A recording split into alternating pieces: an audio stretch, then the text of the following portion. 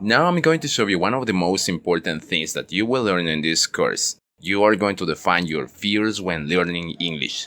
This may sound weird, but it is something that will give you even more clarity when you are starting off the study of the English language with real commitment. This is something that I learned from Tim Ferriss in a TED Talk. He explains how this process of defining his fears has been so important to achieve the enormous success he has had during his life.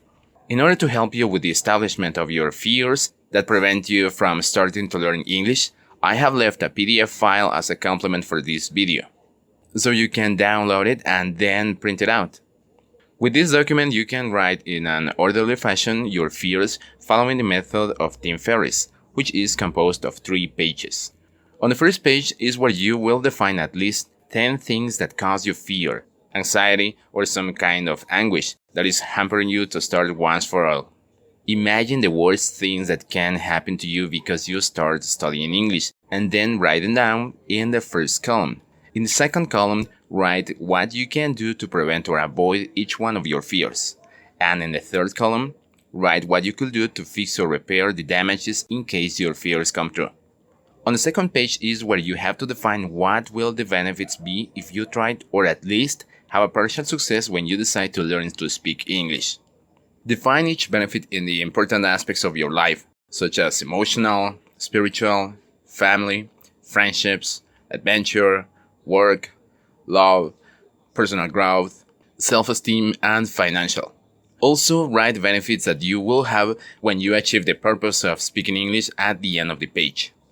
Finally, on the third page, you will make clear the price of inaction. I mean, definitely not learning to speak English. This last step is for you to become aware of what will happen if you don't do it.